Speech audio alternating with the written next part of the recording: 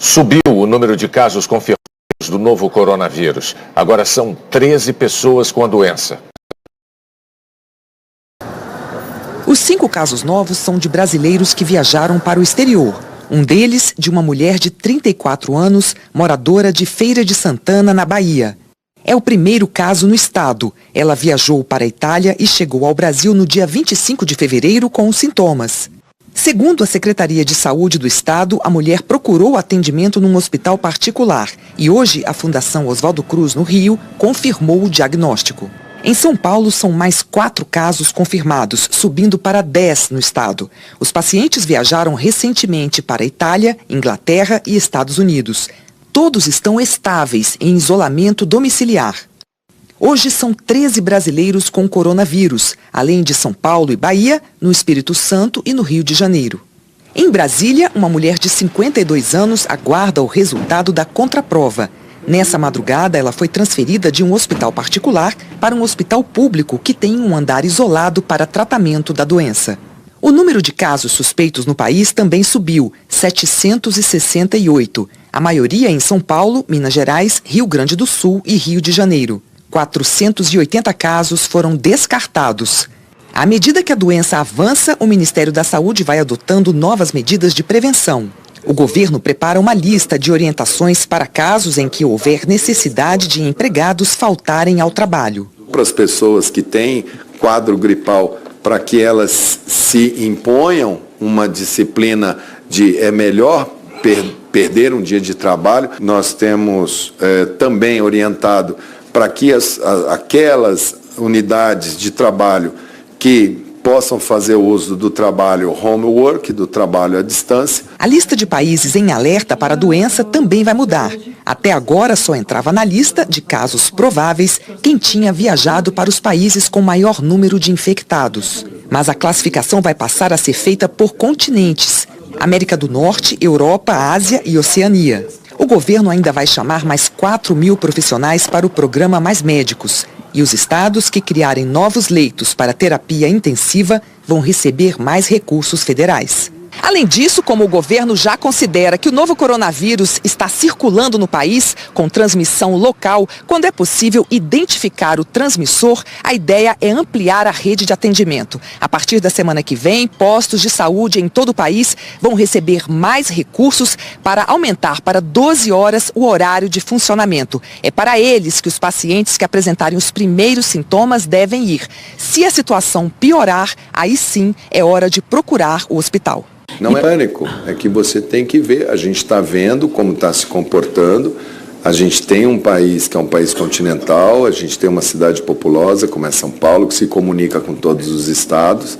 Então o que a gente está dizendo é, nós estamos nos preparando com todas as nossas possibilidades, que o nosso sistema é um sistema. Primeiro que eu disse para vocês, nossa vigilância é muito boa. Agora nós vamos para uma fase que pode detonar atendimento. Então, são medidas típicas do momento de atendimento. As medidas anunciadas pelo governo mostram a importância de evitar uma sobrecarga no sistema de saúde neste momento. Apreensão, retorno de viagens e sintomas de gripe estão levando muita gente às emergências particulares. Ele não viajou para países de maior risco, mas sintomas de gripe e uma dose de medo trouxeram o empresário ao pronto-socorro. Tenho um contato com clientes de fora, tudo que viajam bastante, mas nada de contato direto não, que eu não... Foi mais medo mesmo. Mais medo mesmo, tenho 2 filhos pequenos, né? No hospital que diagnosticou o primeiro caso da Covid-19 no país, o aumento da procura foi de 50%. Nesse outro pronto-socorro, o crescimento foi de 10%. Mas a maioria só tinha doenças respiratórias de vírus que são velhos conhecidos, como os da influenza, que chegaram mais cedo. Pronto-socorro cheio aumenta o tempo de espera, o que é especialmente ruim para quem tem problema ou doença grave. Além disso, aglomerações aumentam o risco de contágio por doenças. Os médicos alertam ainda para a falsa sensação de segurança que o exame para o novo coronavírus pode dar quando é feito sem indicação.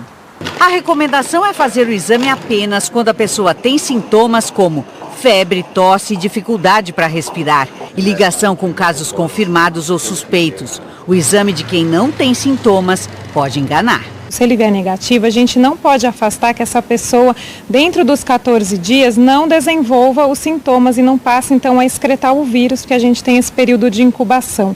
E a gente tem medo, então, que a pessoa acha que não tem mais a doença e que possa, então, relaxar com as nossas medidas tão faladas aí sobre higiene das mãos, etiqueta da tosse e atenção aos sinais e sintomas que podem vir a ocorrer. Os infectologistas lembram que tanto no setor público quanto no particular, as emergências só devem ser procuradas por quem realmente precisa. Se a gente começar a desperdiçar recursos, pode ser que no futuro nós sintamos falta do uso inapropriado do recurso que hoje nós temos em boa quantidade. A emergência sempre ela foi destinada aos pacientes com risco de morte, ou sintomas graves, ou sintomas de sofrimento, né?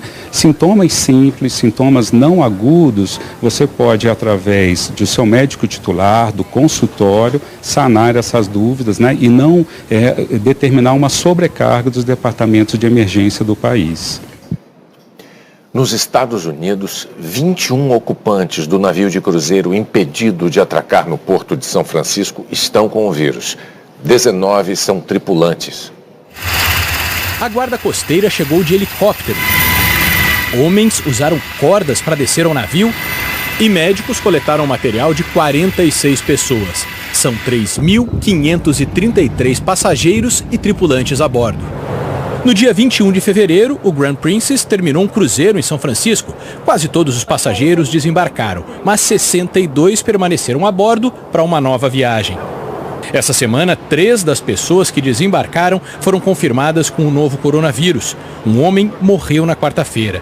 35 pessoas que estão a bordo apresentam sintomas da Covid-19 e o governador da Califórnia proibiu o desembarque.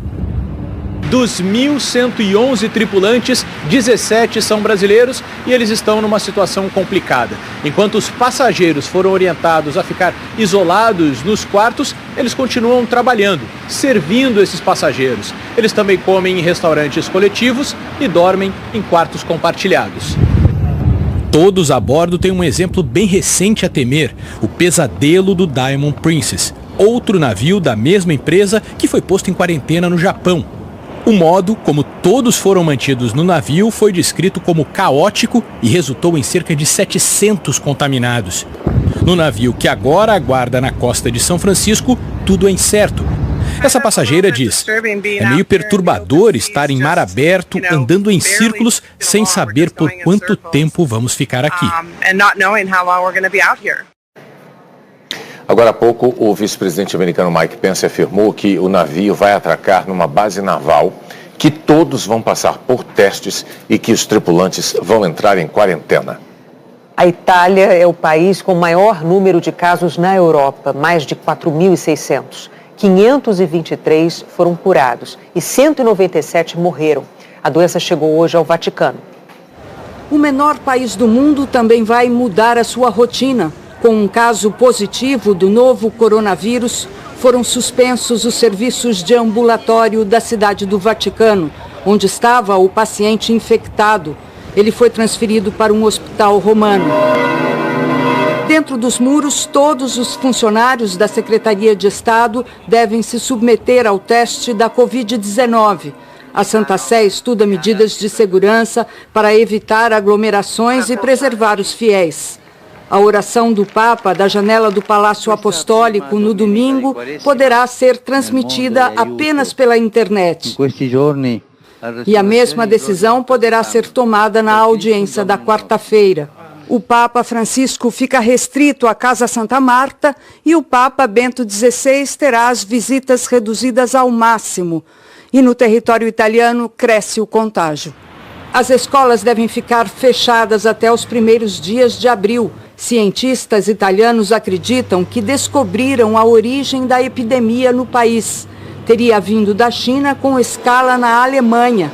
No dia 19 de janeiro, uma mulher chinesa que não apresentava sintomas chegou ao sul da Alemanha para uma palestra aos funcionários de uma empresa de componentes automobilísticos.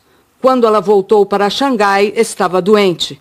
Um funcionário alemão de 33 anos que a recebeu foi o primeiro a contrair o vírus. Outros 6 empregados também apresentaram os sintomas. Os cientistas acreditam que um desses empregados levou o vírus para o norte da Itália. A empresa tem sucursais em Turim e Bolonha e um escritório a 45 quilômetros de Codogno, onde foi registrado o primeiro caso aqui. A Itália, que tanto procura o seu paciente zero, pode já tê-lo encontrado. No mundo inteiro, o número de pessoas infectadas pelo novo coronavírus passou de 100 mil nesta sexta-feira. São 90 países afetados e mais de 3.400 mortes registradas. A melhor notícia veio da China. De ontem para hoje, a província de Hubei não teve registro algum da Covid-19 fora de Wuhan.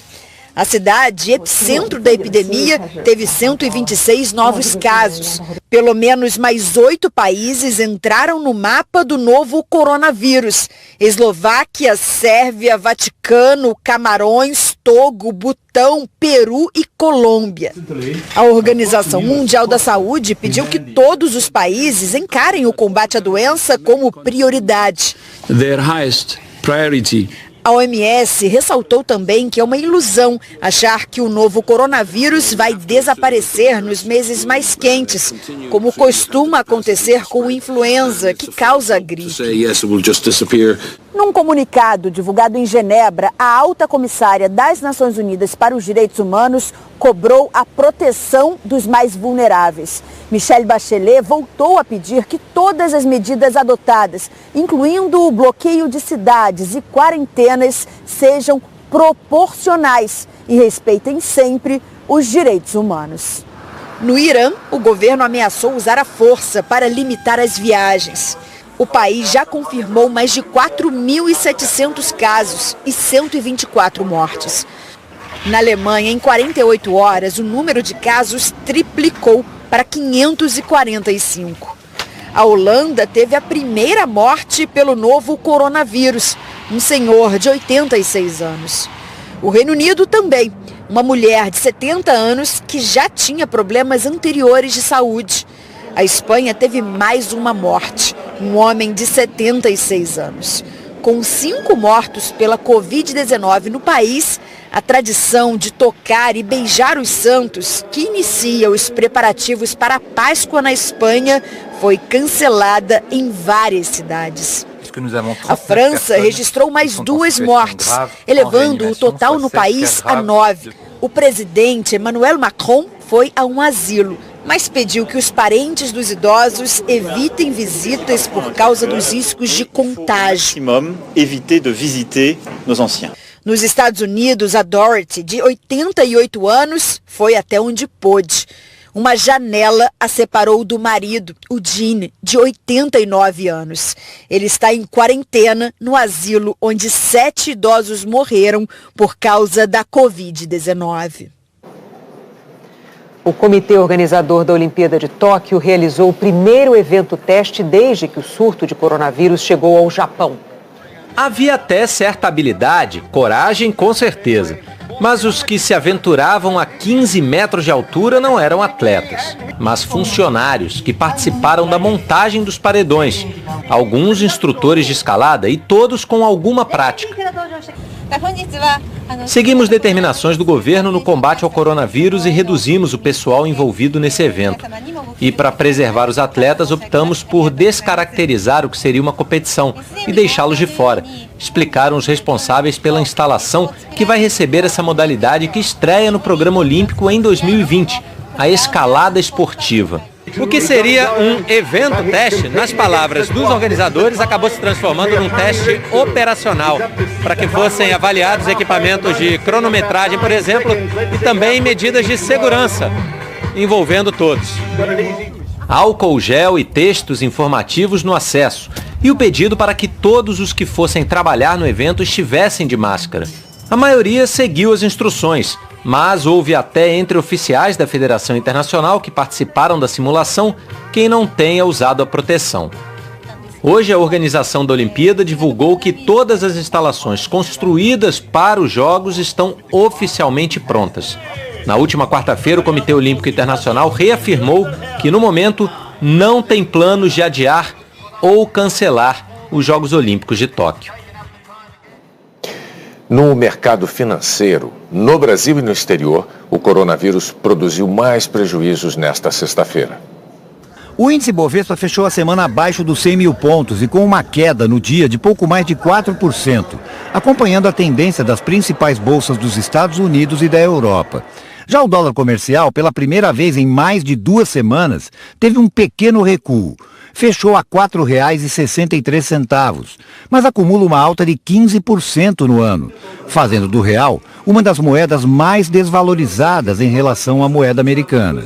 Esses números podem não ter efeitos maiores ou imediatos no dia a dia de quem não aplica em bolsa, não mexe com dólar. O problema é o futuro da economia como um todo, que esse sim afeta todo mundo.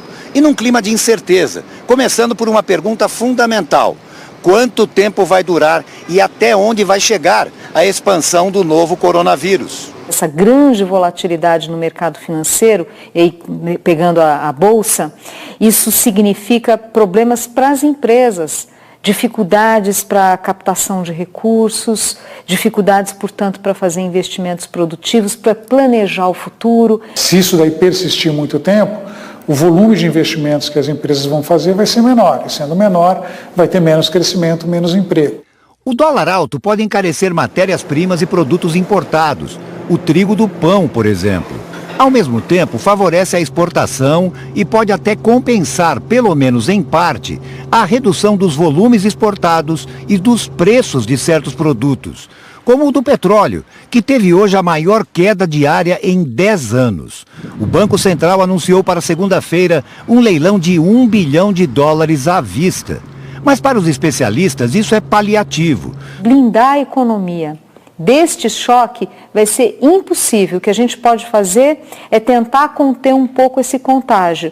E a forma do lado da economia, né, para conter, é exatamente você manter, contribuir para a confiança de empresários, de investidores e sinalizar que tem ali um compromisso com as reformas, que tem estratégia, né, que tem capacidade de diálogo. Isso vai resolver o vírus? Obviamente não, só vai nos dar condições melhores de mostrar que, a despeito da epidemia, o Brasil estaria fazendo sua lição de casa. Acho que aí acalmaria pelo menos um pedaço desse mal-estar que tem tomado conta dos mercados financeiros. Deixa eu fazer uma correção. Na abertura do Jornal Nacional, a gente disse que o Ministério da Saúde tinha anunciado a ampliação do horário de atendimento de UPAs. Mas não é isso. O que está sendo organizado é a ampliação do horário de atendimento das unidades de saúde da família, os postos de saúde. As UPAs já funcionam 24 horas. Até o dia 15 de fevereiro, o Brasil registrou mais de 181.600 casos de dengue, um crescimento de 72% na comparação com o mesmo período no ano passado. 32 pessoas morreram. No Paraná, o número de casos de dengue aumentou 1.700%. O estado de São Paulo teve mais de 61.500 casos. A seguir, uma preocupação dos ambientalistas. O governo planeja criar quase 130 recifes artificiais no litoral. O governo do Amapá não vai mais divulgar números de desaparecidos no naufrágio no Rio Jari. Sobreviventes do desastre contestaram os dados oficiais. Embarcações ancoradas na margem do rio servem de referência para o local do naufrágio. Os mergulhadores percorreram um grande salão que era o maior ambiente da embarcação. Eles não encontraram ninguém na manhã desta sexta-feira e vão mudar de estratégia. Eles devem agora tentar entrar nos camarotes. A correnteza e a água escura são os principais obstáculos. Nas embarcações onde estão abrigados parentes de desaparecidos, o clima é de tristeza. Eles contestam os números apresentados pelo governo e dizem que o navio levava muita gente. Estávamos no convés superior, concentrado todos os passageiros, que eu calculo em torno de 100 para frente. Tá? De 100 para frente. O convés superior, onde a gente veio, estava lotado. redes encostadas uma na outra, bem pressionado mesmo. E tinha rede posicionada no corredor. Então, isso me traz a certeza que tinha muito mais gente do que eles estão colocando aí. Pelos números de ontem do governo, seriam 49 pessoas salvas, 29 mortes e 9 desaparecidos, somando 87 pessoas na embarcação. Agora à noite, o governo informou que já são 32 mortes e que não vai mais trabalhar com o número de desaparecidos. Não tem uma lista oficial. Nem a Marinha tem, nem o governo do estado tem, porque também não é responsabilidade, não era a responsabilidade do governo ter, agora atuando. E nem em prefeitura, porque a empresa não tinha a lista oficial. A Capitania dos Portos alega que o comandante do navio é o responsável pela lista de passageiros. Ele é responsável e a Marinha faz ações de inspeção naval diariamente, mas não checa pessoa por pessoa. A responsabilidade de fazer essa contagem, de fazer o despacho, cuidar da carga, é do comandante. A polícia ouviu ontem Paulo Márcio Simões, que estaria comandando o Ana Caroline na hora do naufrágio. O delegado do caso agora quer ouvir os 2 militares da Marinha que fiscalizaram e liberaram a embarcação. A Capitania dos Portos está apurando se houve desvio de conduta dos marinheiros. A Marinha não coaduna com isso, a Marinha trabalha de forma correta e neste procedimento administrativo, se for provado alguma coisa, nós vamos atuar de forma exemplar. No sudeste do Brasil, no litoral de São Paulo, a tragédia na Baixada Santista completou 4 dias. Os bombeiros encontraram 32 corpos soterrados e o número de pessoas consideradas desaparecidas aumentou de novo. Agora são 46. O dia de sol contribuiu para o avanço das buscas. No começo da tarde, um carro funerário saiu do Morro do Macaco Molhado, em Guarujá, levando o corpo de uma das vítimas. Era Flávio Ribeiro, que estava desaparecido junto com a mulher que ainda não foi encontrada. Dona Maria perdeu tudo. Morava no morro há mais de 20 anos com o marido e os 2 filhos. Onde vocês estão agora? Um dia estou na casa de um dia estou na casa de outro. Esta outra moradora ainda não sabe se poderá voltar para casa onde vivia com mais 7 parentes. Por enquanto, conta com a solidariedade de um vizinho. De repente, foi rápido demais. Ninguém não esperava. De acordo com a Defesa Civil Estadual, Guarujá tem mais de 250 desabrigados. Eles estão sendo acolhidos nesta escola municipal. Aqui tem refeitório, dormitórios, uma ala de apoio médico, psicológico, além de outros serviços, como emissão de documentos e corte de cabelo. Na barreira do João Guarda, o trabalho também não para. A barreira foi o ponto mais atingido pela tempestade e onde também é maior o número de mortos e desaparecidos.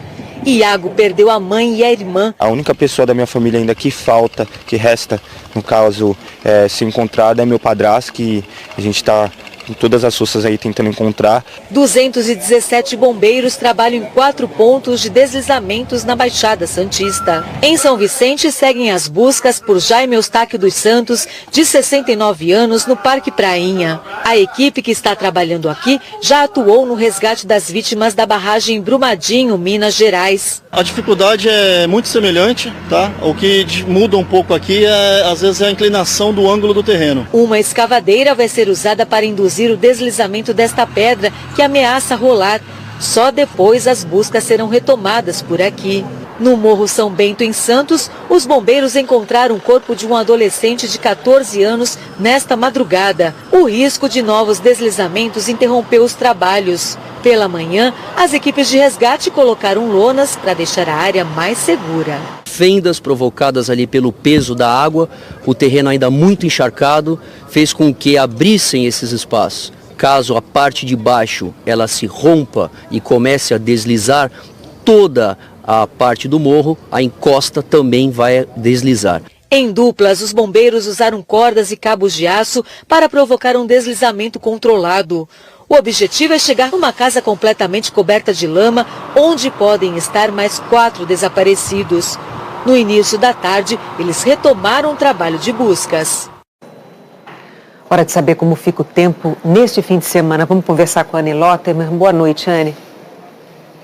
Oi, Renata, boa noite para você, para o Bonner, boa noite a todos. Depois de dias com temperatura baixa e chuva, amanhã o sol aparece, esquenta e não chove em todo o estado de São Paulo. Na capital, as noites e madrugadas ainda ficam geladas, mas durante o dia esquenta. Amanhã a temperatura deve chegar aos 27 graus e no domingo máxima de 28. No Rio de Janeiro vai dar praia, calor de 29 graus no sábado e 31 graus no domingo sem nada de chuva. A temperatura não chega aos 30 graus em Florianópolis, mas o sol também está garantido.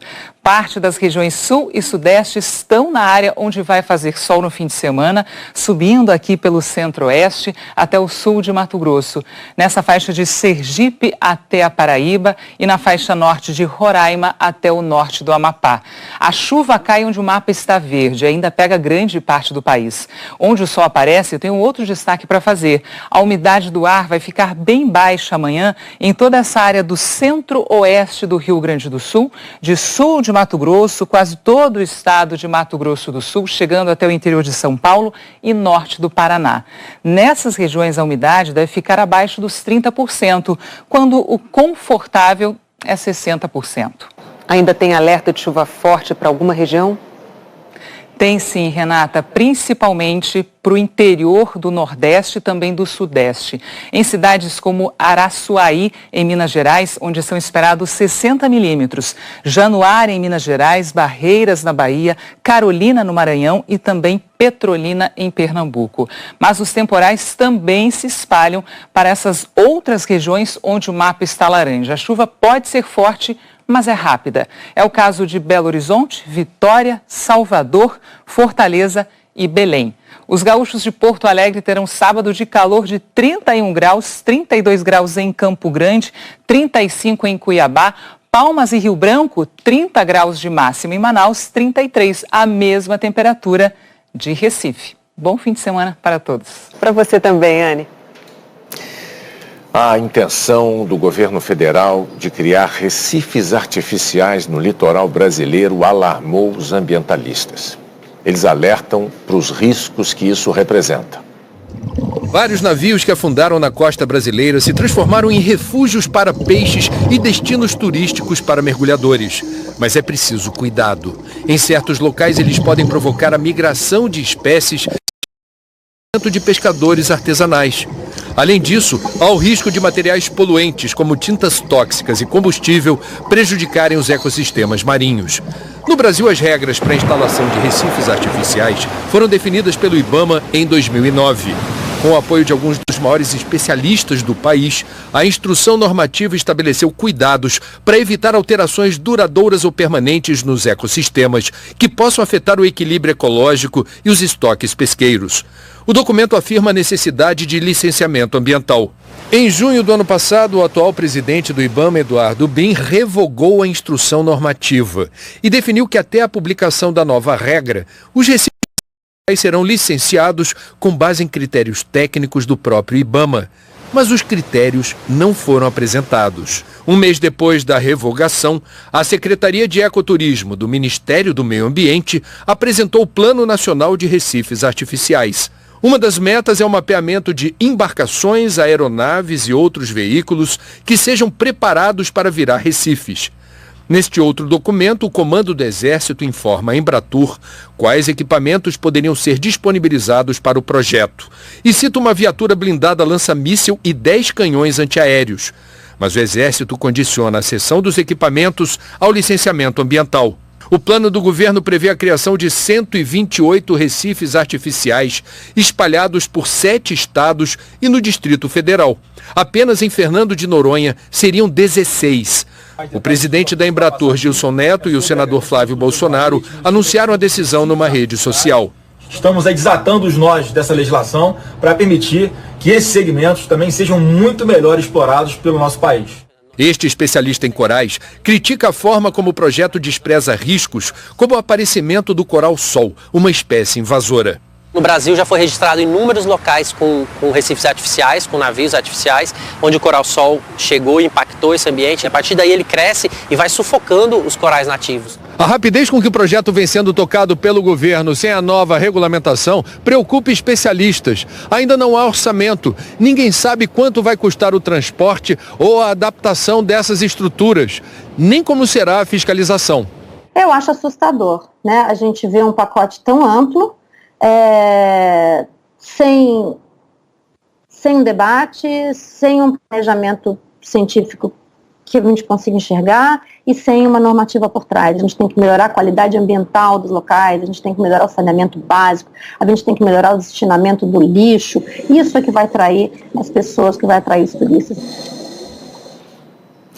O Exército declarou que não conseguiu levantar os dados para informar para qual ponto do litoral brasileiro o governo federal pediu apoio. O Ministério do Meio Ambiente disse que nenhuma ação será autorizada sem análise prévia do IBAMA ou do ICMBio. A Embratur não quis se manifestar. A seguir, o aumento do número de medidas de proteção a brasileiras. O homem mais poderoso de Dubai é acusado de encomendar o sequestro de 2 filhas. O número de assassinatos no Ceará disparou em fevereiro, o mês do motim dos policiais. Foram 456. No mesmo mês do ano passado, houve 164. Só nos 13 dias da paralisação ilegal dos policiais militares, ocorreram 312 homicídios no estado, média de 24 por dia. O número de roubos mais que dobrou. Um levantamento do Conselho Nacional de Justiça mostrou um aumento expressivo das medidas para proteger mulheres brasileiras ameaçadas de agressões. Todo dia, a Ronda Maria da Penha passa na casa de uma vítima de violência em São Paulo. Essa mulher conseguiu a proteção depois de denunciar as agressões do ex-marido. Quando eu vi meus filhos envolvidos, a sequela que estava trazendo para o menor, que é nosso filho comum, que tinha 5 anos na época, eu falei, ou eu tomo atitude, ou não vai morrer só eu, vai morrer uma família. E eu fui buscar esta ajuda, foram concedidas as medidas protetivas. Em todo o Brasil, as mulheres vítimas de violência podem pedir na justiça uma medida protetiva contra o agressor. É ela que garante uma série de ações para proteger as vítimas. E o número de medidas tem aumentado em todo o país, de acordo com dados inéditos do Conselho Nacional de Justiça. Isso, para mim, é um bom dado. Significa que as mulheres estão cada dia mais vindo às delegacias, procurando os órgãos públicos, enfim, Defensoria, o Ministério Público, o Judiciário, enfim, elas estão delatando as agressões. E isso é importante. Em 2019, o número de medidas protetivas aumentou 20% em comparação com o ano anterior e 62% se comparado com 2016, quando o CNJ passou a fazer o levantamento depois que a lei do feminicídio foi aprovada. Ela determinou penas mais duras e inafiançáveis para os homicídios praticados contra as mulheres em casos de violência doméstica, familiar ou menosprezo à condição do sexo feminino. O feminicídio passou a ser considerado crime hediondo. Os números mostram que os casos novos de violência contra as mulheres também subiram em 2019, 9,55% em relação a 2018. Já os feminicídios aumentaram quase 5% no mesmo período. Mato Grosso do Sul, Mato Grosso e Rondônia tiveram o maior número de casos novos de feminicídios por 100 mil mulheres, muito acima da média nacional. Quase 2.000 mulheres foram assassinadas no ano passado no Brasil. A mulher, que denunciou o marido várias vezes, diz que as medidas protetivas foram fundamentais. Todo esse aparato que a justiça nos oferece, que a polícia nos oferece, nós nos sentimos mais amparadas, né? Só depois que você supera tudo isso, passa, você vê realmente a força que a gente tem para superar tudo isso. Então, o pontapé inicial é a vítima quem tem que dar, mas tem amparo. Foi esse amparo que me ajudou. A Secretaria de Segurança Pública de Mato Grosso afirmou que trabalha para reduzir o feminicídio, que implementou a Câmara Temática de Defesa da Mulher e que o serviço Patrulha Maria da Penha ajuda a evitar a reincidência do crime. O governo de Mato Grosso do Sul declarou que o estado é o primeiro a ter um plano de combate ao feminicídio e que trabalha com outros poderes e a sociedade civil na prevenção, conscientização e desconstrução do pensamento machista que ainda permeia a sociedade. A Secretaria de Segurança Pública de Rondônia preferiu analisar os dados antes de se manifestar. A Justiça do Reino Unido concluiu que o emir de Dubai encomendou o sequestro de 2 filhas e promoveu uma campanha de intimidação contra uma ex-mulher dele. O julgamento revelou segredos de Dubai, um dos 7 emirados dos Emirados Árabes Unidos. A Justiça considerou que Mohammed bin Rashid Al Maktoum orquestrou uma campanha de intimidação contra a ex-mulher. O emir de Dubai usou sua influência para que fossem feitas reportagens contra Raya bint Al-Hussein. Ele ainda ordenou que seguranças de dentro de um helicóptero ameaçassem largar Raya no deserto. A ex-mulher, que também é princesa da Jordânia, fugiu para o Reino Unido depois de rumores que ela tinha um caso com guarda-costas. Raya falou em medo de morrer e que um poema que o sheik postou sobre traição era para ela. O título, Você viveu, você morreu. Há quase um ano, Raya entrou com um processo na Inglaterra pedindo a guarda dos filhos. Então, o sheik contratou uma advogada conhecida por aqui como a Grande Dama dos Divórcios. Ele tinha pedido que o processo ocorresse em sigilo, mas a justiça inglesa entendeu que o caso é de interesse público. A princesa tem 45 anos e o sheik 70. A filha do falecido rei Hussein era a 6ª e a mais jovem esposa do emir de Dubai. Raya é mãe de 2 dos 23 filhos dele. E nessa fase do processo, a justiça inglesa também concluiu que o emir ordenou o sequestro de 2 filhas de outro casamento. Latifa tinha tentado fugir 2 vezes. Ela chamou o pai de puro mal e um homem responsável por muitas mortes. Latifa escapou dos Emirados Árabes, mas o barco acabou interceptado. Ela teve o mesmo destino que a irmã Shamsa, que tinha escapado de uma propriedade inglesa do sheik. As 2 voltaram à força para Dubai, foram torturadas e vivem presas em palácios. Mohammed bin Rashid Al Maktoum afirma que a corte foi parcial e o assunto é de família. O julgamento põe pressão no governo britânico. É um velho amigo do Reino Unido que agora tem que se explicar na justiça.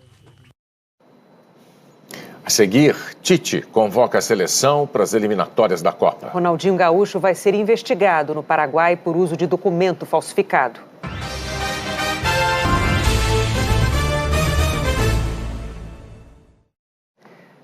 A Justiça do Paraguai determinou que a Procuradoria continue a investigar Ronaldinho Gaúcho e o irmão Assis. Eles entraram no país com passaportes falsificados na quarta-feira. Ronaldinho e o irmão Assis chegaram no início da tarde ao Palácio de Justiça em Assunção. Foram quase 6 horas de audiência no Juizado Penal de Garantias para explicar à Justiça paraguaia o motivo do uso dos passaportes adulterados. Ontem, o Ministério Público do Paraguai decidiu não denunciar os brasileiros, por considerar que eles foram enganados. A promotoria acusou o empresário brasileiro Vilmontes Souza Lira, que está detido desde quarta-feira e que teria sido responsável por entregar os passaportes.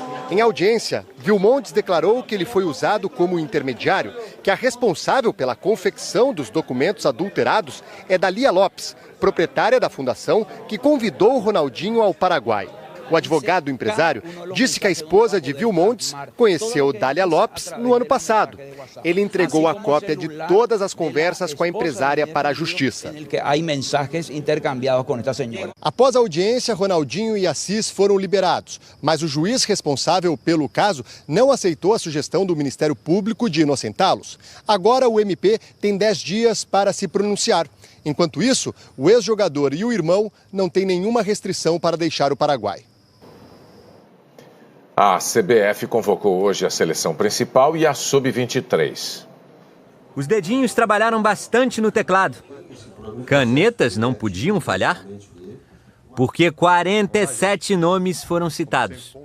Casemiro, Real Madrid. Lucas Paquetá, Milan.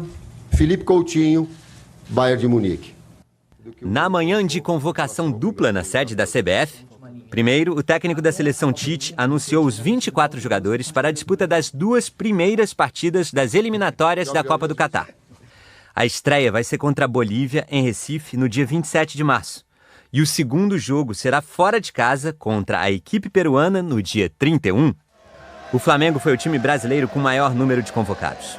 Um ataque inteiro, com Everton Ribeiro, Gabigol e Bruno Henrique. Mas agora começou a Copa do Mundo. Agora não dá para olhar para lado. São 9 remanescentes do último Mundial. Entre eles Neymar, Roberto Firmino e Gabriel Jesus, que não vai poder disputar o jogo de estreia contra a Bolívia. Ele está suspenso por causa da expulsão na final da Copa América contra o Peru no ano passado. Uma das novidades está no meio-campo. Bruno Guimarães, de 22 anos, que vem se destacando no Lyon da França. Ele tem idade olímpica, mas foi convocado para o time principal. Até porque começou o Mundial e agora é comigo o negócio. Substituir o técnico da seleção brasileira é um desafio e o André Jardine sabia que teria que ocupar o lugar do Tite. Aqui, na mesa de entrevistas, foi a segunda lista de convocados do dia. O treinador da equipe olímpica anunciou os 23 jogadores para a disputa de 2 amistosos que fazem parte da preparação para os Jogos do Japão. As grandes novidades em relação ao time que se classificou no torneio pré-olímpico são os atacantes Vinícius Júnior e Gabriel Martinelli. Não preciso dizer e reiterar o quão é importante os Jogos Olímpicos e a participação do Brasil nessa defesa do ouro, e quão importante a gente ter uma equipe muito forte à altura aí do que a seleção brasileira tem sempre como história. Você encontra as 2 listas de convocados na página do Jornal Nacional na internet. E o Globo Repórter de hoje é uma viagem às Ilhas Canárias, na Espanha. Vamos conhecer o arquipélago da eterna primavera. Vulcões enormes. Eles ainda guardam o calor das últimas erupções. Dá até para fazer um churrasquinho. O vinho das uvas cultivadas no meio da lava vulcânica. Uma linguagem que não usa palavras, só assobios. Praias lindíssimas. E uma areia que parece pipoca. Neste litoral, toda nudez é permitida. Como nossa equipe encarou o desafio de mostrar as praias de nudismo para você? É hoje no Globo Repórter.